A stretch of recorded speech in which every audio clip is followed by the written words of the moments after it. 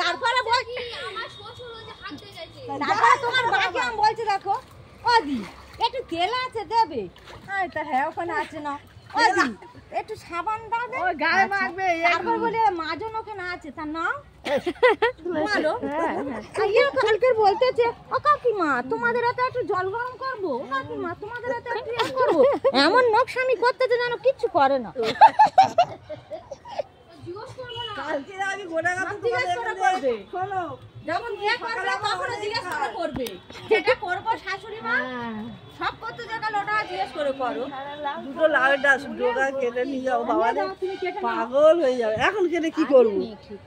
বুধবার দিন কাটবো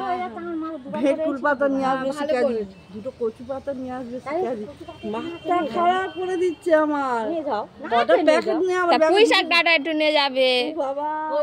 একটু লঙ্কা নিয়ে যাবে পাগল করে দিচ্ছে মানে